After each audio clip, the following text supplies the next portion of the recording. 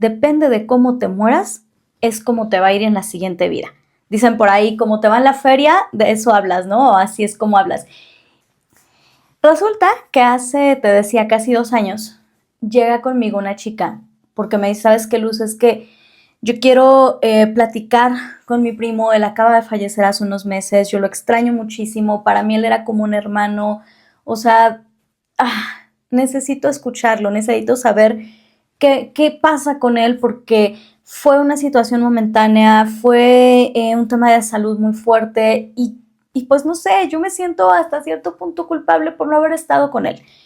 Resulta que iniciamos esta consulta de mediunidad.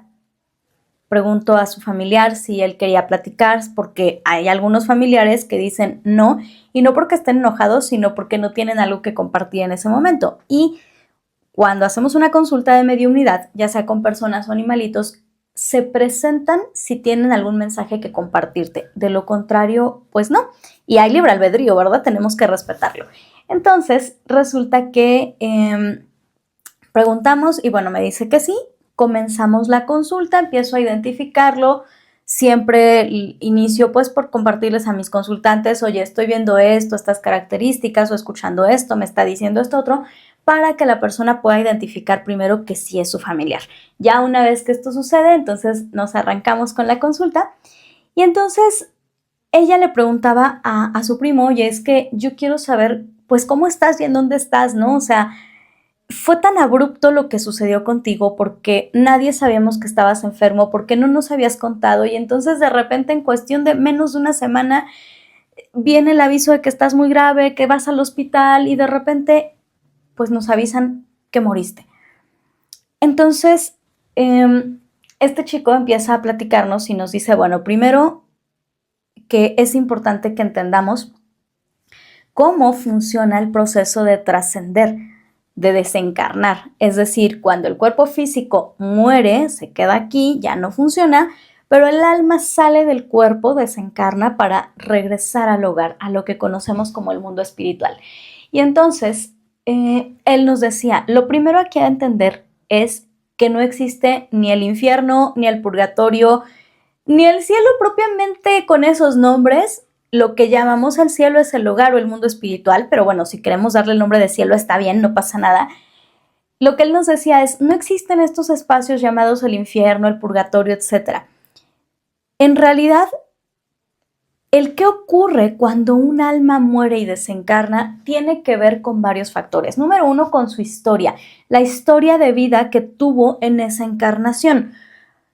Número 2, el nivel de conciencia con el que la persona se fue, con el que la persona murió. ¿Por qué? Porque si fue una persona que trabajó a lo largo de su vida en su conexión espiritual, en desarrollar esta comprensión, en volver a sí mismo, a sí misma e ir recordando que es un ser espiritual viviendo experiencias humanas y trabajó en el fortalecimiento de su espíritu, de su expansión de conciencia, entonces cuando se da la muerte física e inicia la vida en el mundo espiritual nuevamente o se reinicia porque esa continúa siempre, entonces es más fácil que esa persona o esa alma pues regrese más rápido al hogar. ¿Por qué? Porque hizo ese trabajo espiritual, esa reconexión consigo mismo, fue compasivo, fue amoroso con otros, respetuoso. Vamos, cuando vamos a regresar al mundo espiritual, al hogar, no importa si hiciste mantras, si practicabas yoga, si hacías embodiment, si hacías lo que fuera, eso es lo de menos. Lo que importa es cómo eso lo aplicabas en tu vida personal, en tu relación contigo y con los demás. Entonces, nos decía este chico, si el nivel de conciencia de la persona y la historia de vida que llevó vivió esta evolución de la que hablábamos en la escuela llamada vida o en el juego llamado vida, pues es más fácil ese proceso de regreso al hogar. Sin embargo, ¿qué pasa? Si esa persona vivió una historia de vida totalmente alejada, desconectado de sí mismo, de su espiritualidad, nunca fue consciente de esto, vivió completamente apegado solo a lo material, que no es que tenga nada de malo, simple y sencillamente que le dio demasiado poder, o más bien le dio poder sobre su vida, y entonces eso hizo que fuera una persona que no desarrollara este nivel de evolución. Por lo tanto, cuando mueres, el alma se lleva todavía impregnado esa historia, esas emociones, esos sentimientos, los dolores no físicos, porque ya el cuerpo físico no está, pero sí toda la parte emocional. ¿Por qué? Porque fue un alma que no trabajó en esta conciencia de que cuando desencarnara ya iba a volver al hogar. Entonces, al momento de vivir ese proceso de desapego, pues se lleva todavía todas esas situaciones, esas experiencias, y entonces tiene que pasar por un proceso distinto antes de regresar al hogar. Ese proceso distinto, realmente cada uno lo crea, son como dimensiones, o imagínate que son como aulas, como habitaciones a nivel espiritual, energético, en el campo cuántico, en donde el alma regresa para terminar de entender, reparar o reconstruir ahí energéticamente hablando aquello que todavía lo tiene anclado a su lado de humanidad, porque hay que entender que el alma vive las dos experiencias. Es una con el espíritu, y ya vamos a hablar de ello ahora que platiquemos de registros akáshicos, pero es una misma con el espíritu, solo que en un extracto pequeñito, y al mismo tiempo es la que guarda las memorias de tu vida o experiencia humana. Entonces, él nos decía que en el caso de él, por ejemplo, pues fue precisamente una persona que no trabajó en lo espiritual, que estuvo muy apegada al dinero, que trabajaba de sol a sol y hacía lo que fuera necesario con tal de tener esos lujos, de desgastarse, o sea, se desgastaba lo que fuera con tal de tener ese estilo de vida que de todas formas no lo alcanzó, y finalmente no se dio este tiempo de conectar con él. Entonces, ¿qué nos decía él? Que en su caso lo que había sucedido es que al momento en que su alma desencarna, pues todavía traía muy apegado el tema material, el tema más mundano, más terrenal.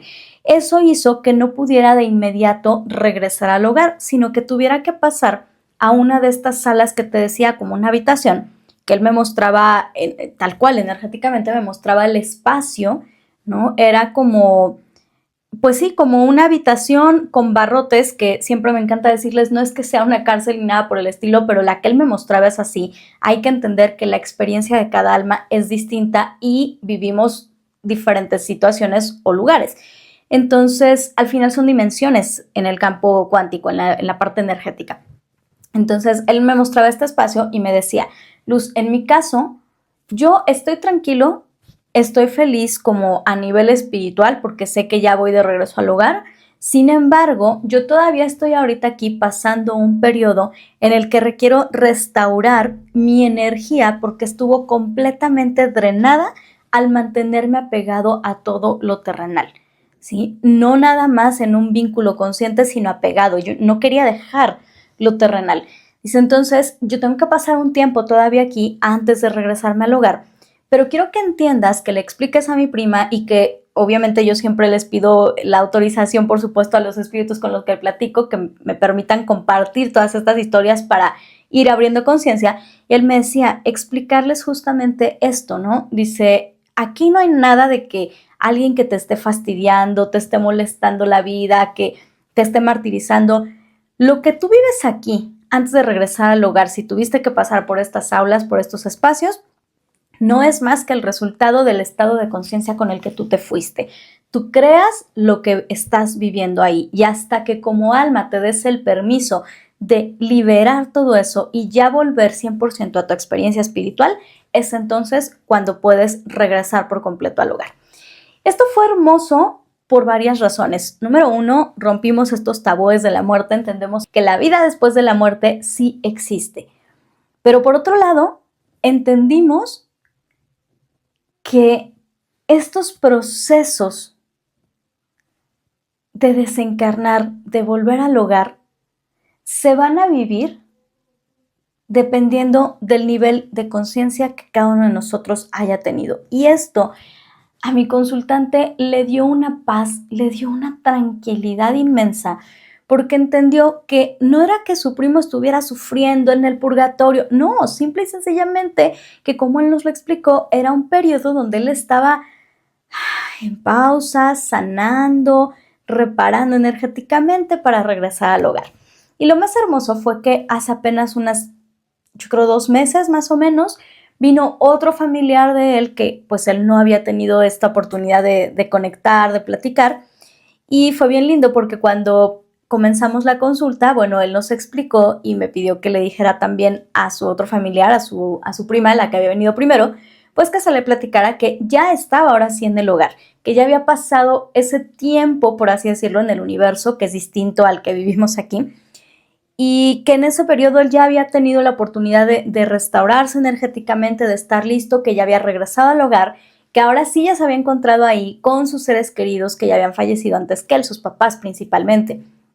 Entonces, esto te decía, si te das cuenta, nos rompe tabúes, nos hace entender que es necesario prepararnos para morir bien. La realidad es que, aunque nosotros no recordemos cuándo vamos a morir, el alma sí sabe cuándo, cómo, a qué hora, en dónde, todo.